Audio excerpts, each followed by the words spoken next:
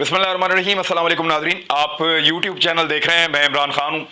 इस्लामाबाद का पाकिस्तान तहरीक इंसाफ का जलसा आज की सबसे बड़ी खबर थी। इमरान खान साहब ने उसके अंदर खिताब किया। लगभग 100 मिनट से ज़्यादा उन्होंने बात की और 100 मिनटों का सेंचुरी मिनट तक वो बात करते रहे। तो कितने लोग आए, ये सबसे बड़ी बहस है। अपोजिशन वाले कह रहे हैं जी 2000-4000 बंदा था, कोई कह रहा है 500 बंदा था, कोई कह रहा है 15000 बंदा था। सबकी अपनी अपनी ज़बान है, अपनी अपनी बात कर रहे हैं। मरियम नवाज ने कहा 10,000 भी नहीं था। लेकिन फैक्ट्स के ऊपर आ जाते हैं।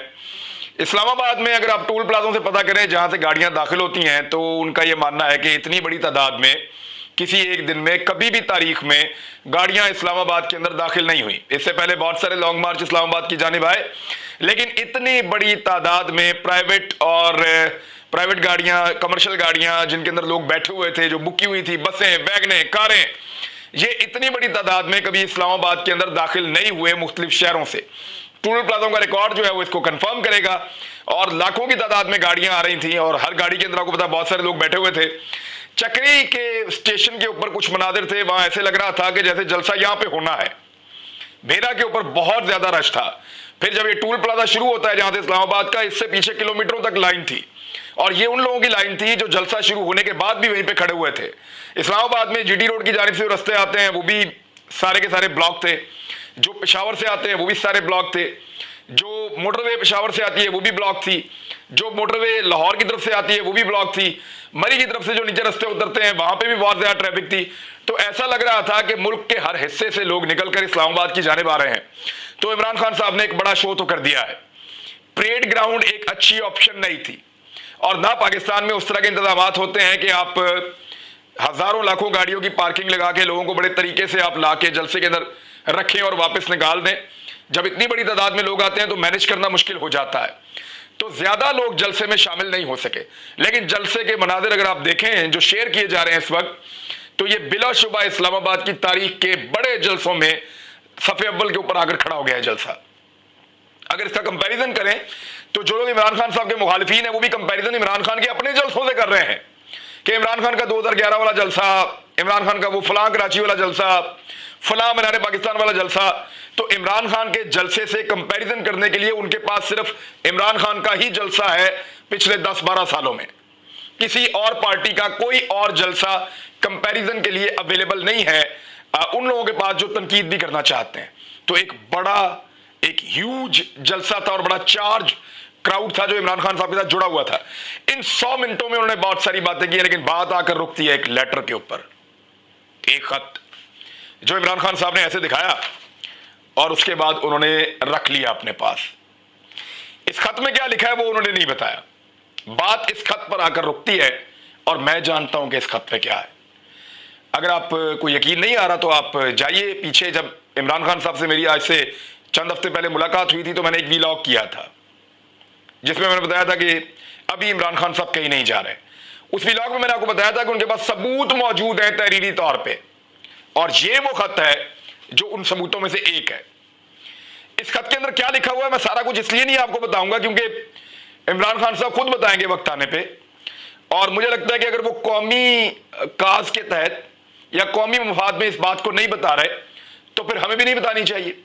लेकिन ऑफ द रिकॉर्ड मुझे पता है, जितना सेफ है उतना मैं आपको बता देता हूं। ये खत है इमरान खान साहब के रशिया के दौरे से मुताल्लिक। मैं फिर बता दूं, ये खत एक बहुत ताकतवर आलमी एस्टेब्लिशमेंट को कंट्रोल करने वालों की जानिब से लिखा गया है। बहुत ताकतवर मुल्क है जहां से ये खत आया, और ये खत पाकिस्तान में प्राइम मिनिस्टर ऑफ पाकिस्तान के पास या उनके लिए नहीं आया, ये भी मैं आपको बता दूं, ये कहीं और आया। लेकिन इस खत के अंदर प्राइम मिनिस्टर का जो रशिया का दौरा है उससे मुताल्लिक धमकी आमेज रवैया है। अब बाकी चीजें इमरान खान साहब जब चाहेंगे बता देंगे, लेकिन मैंने आपको ये चीजें बता दी हैं, समझदार के लिए इशारा काफी है। बहरहाल ये खत एक ऐसा सबूत है जिसका जवाब जिन्होंने लिखा वो भी नहीं दे सकते, और आलमी सतह पे अगर इसको रखा जाए आलमी इदारों के सामने भी तो भी ये एक मुदाखलत है और एक ज्यादती है पाकिस्तान जैसे मुल्क के साथ, और इसके बड़े असरात हो सकते हैं। यानी रशिया, चाइना इसको किसी और तरह देख सकते हैं। तो मेरे ख्याल में इसकी इतनी बात करना काफी है। लेकिन यह खत इमरान खान साहब के पास मौजूद है। एक और चीज उन्होंने की बड़ी इंपॉर्टेंट, उन्होंने कहा जी बाहर से पैसा आ रहा है और इस्तेमाल हो रहा है। फिर उन्होंने कहा, ये मैंने आपको पहले भी कहा था कि बैरूनी अनासर इमरान खान साहब को निकालने के लिए मुतहर्रिक हो चुके हैं, लेकिन उन्होंने एक बड़ी इंपॉर्टेंट बात की आज के जलसे में। इसके दो हिस्से थे, मैं दोनों आपके सामने रख देता हूं। एक तो उन्होंने ये कहा कि बाहर से जो पैसा आ रहा है वो मेरे खिलाफ इस्तेमाल हो रहा है। यहां पे कुछ लोग जानते बूझते हुए और बहुत सारे लोग लाइल्मी में उस साजिश का हिस्सा बन रहे हैं जो मेरे खिलाफ पाकिस्तान के बाहर से बैठ के चलाई जा रही है। दोबारा गौर करें, इमरान खान साहब ये कहते हैं कि बैरून मुल्क से मेरे खिलाफ साजिश चल रही है, उसके लिए पैसा भी इन्वॉल्व किया गया है। बिल्कुल वो ठीक कह रहे हैं, लेकिन साथ ही साथ उन्होंने कहा कि पाकिस्तान के अंदर जो लोग इसमें इस्तेमाल हो रहे हैं उनमें बेशतर जानते ही नहीं है कि वो एक बैरूनी साजिश का हिस्सा बन रहे हैं, जबकि कुछ ऐसे हैं जिनको पता है कि ये डोरियां कहां से हिलाई जा रही हैं। ये इमरान खान साहब का मकसद था। फिर उन्होंने कहा यहां इनको किसने इकट्ठा किया है वो भी जानता हूं। यह बड़ा ज़ूमानी जुमला है इमरान खान साहब का कि उन्होंने कहा कि मैं जानता हूं इन सबको किसने इकट्ठा किया है मेरे खिलाफ यहां पाकिस्तान में। ये नहीं वो जानते हैं कि डोरियां कहां से हिलाई जा रही हैं। बहरहाल एक एमएनए आज छोड़ गया उनको, जमहूरी वतन पार्टी का शाहजहान बुगटी, वो उनको छोड़ गए हैं। बहुत मुमकिन है वापस भी आ जाए, इनका कोई पता नहीं होता। और इनके मुशागिल भी ऐसे हैं, ज़्यादातर इस्लामाबाद में रहते हैं ये बुगटी साहब, और अच्छे आदमी हैं, तो कोई पता नहीं ये वापस आ जाएं, कोई पता नहीं ये वापस ना आए। लेकिन इनके अच्छे ताल्लुकात तमाम जमातों से हैं, लेकिन फैसले का वक्त अभी दूर है। पता चलेगा आने वाले दिनों में कि रीज्वाइन करते हैं या नहीं करते। ये फैसले जो है वो आपको पता है बहुत बहुत ऊपर की बातें हैं, और ऊपर की बातें जो है ऊपर ही डिसाइड हो जाती हैं। अब आ जाए इमरान खान साहब ने आज के जलसे से, अगर आप नंबर्स को साइड पे भी रख दें तो जो पैगाम देना था, मैंने आपको पिछली वीडियो में बताया था कि 4 पैगाम आते हैं उनके।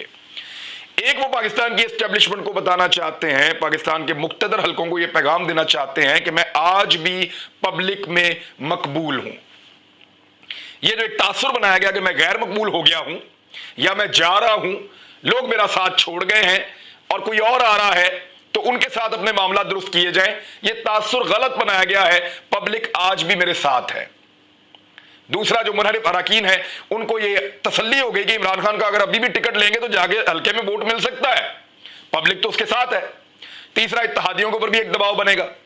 और चौथा जो है वो मैंने आपको बताया था कि अगर वो नाकाम हो जाते हैं तो इसी मोमेंटम को वो आने वाली हुकूमत के खिलाफ या अगले इलेक्शन के लिए इस्तेमाल करेंगे इमरान खान साहब। तो जो पैगाम उन्होंने देना था वो उन्होंने दे दिया है। आज सबने देख लिया है। आज सैटेलाइट इमेजेस निकाल लें, आज हेलीकॉप्टर की फुटेजेस निकाल लें, आज ड्रोन की फुटेजेस निकाल लें। इस्लामाबाद की तमाम शाहराएं जो हैं वो मूव कर रही थी टुवर्ड्स परेड ग्राउंड, और इस तरफ कभी भी इतनी बड़ी तादाद में लोग नहीं आए। इस्लामाबाद में जो एंट्री है वो रिकॉर्ड एंट्री हुई है गाड़ियों की और लोगों की। तो ये जो रिकॉर्ड है सारा, ये पाकिस्तानी इदारों के पास तो मौजूद होता है, मोटरवे के पास भी होगा सारा। ये पाकिस्तानी इदारों के पास तो मौजूद होता है, मोटरवे के पास भी होगा, बाकी एनएचए वालों के पास और दीगर जो भी इदारे काम कर रहे हैं, सिविल जितने सर्वेंट्स हैं उनके पास ये रिकॉर्ड सारा कंपाइल हो जाएगा कल तक, बल्कि अभी तक हो चुका होगा। तो ये सबको पैगाम मिल जाएगा कि इमरान खान साहब को जो गैर मकबूलियत का एक अंसर था वो अब नहीं है। दूसरा, एक दो चीजें और हुई हैं फौरी तौर पे। इमरान खान साहब के जलसे के बाद नॉर्मली कोई इतना बड़ा जलसा हो पाकिस्तान के अंदर और कोई लीडर या वजीर आजम 100 मिनट की तकरीर करे तो उसके बाद 1 घंटा 1.5 घंटा वही तकरीर चलती है टीवी चैनल्स के ऊपर। उसके ऊपर प्रोग्राम्स होते हैं, ट्रांसमिशंस होती हैं, न्यूज़ चलती है, एक्सपर्ट्स आते हैं, बात करते हैं। लेकिन उसके फौरन बाद जो है वो मैनेज किया गया था पहले से ही। एक प्रेस कॉन्फ्रेंस मरियम नवाज ने की, स्टेटमेंट्स दिए उन्होंने फौरी तौर पे। फिर काफ लीग और नून लीग के लोग आ गए, उन्होंने आके स्टेटमेंट दिया टीवी के सामने, और सारी की सारी तवज्जो मोड़ के पूरा का पूरा मीडिया वहां शिफ्ट हो गया। तो बाय डिजाइन पाकिस्तान के अंदर मीडिया भी जो है वो एक तरफ आपको मूव होता हुआ दिखाई दिया, और अपोजिशन ने इसके ऊपर बड़ी अच्छी चाल चली है। लेकिन देखना यह है कि इस जलसे का इंपैक्ट कितना गहरा और कितनी दूर तक जाता है। इमरान खान साहब ने जो हासिल करना था आज के जलसे से वो हुआ या नहीं, इसका पता चलेगा अगले 48 से 72 घंटों में। अगर 48 से 72 घंटों में चीजें इमरान खान की तरफ मूव हो गई तो शायद वो तहरीक-ए-एतमाद में सर्वाइव कर जाएं। लेकिन अगर चीजें उनकी तरफ मूव नहीं होती और वो तहरीक-ए-एतमाद में सर्वाइव नहीं करते तो पॉलिटिकली वो इसको अपने फायदे के लिए इस्तेमाल कर सकते हैं, और उनके पास सबूत मौजूद हैं। और वो कहते हैं बहुत सारा कुछ ऐसा भी है जो मैं बाद में भी बता सकता हूं। तो ये चीजें अब सबके दिमाग में आ गई हैं। कुछ जो आम बातें इमरान खान साहब ने की मैं आपके साथ शेयर करता हूं, लेकिन उससे पहले काफ लीग की नून लीग के साथ जो मुलाकात हुई है नवाज शरीफ साहब ने अल्टीमेटली कह दिया कि बना दें जी आप चौधरी परवेज अली साहब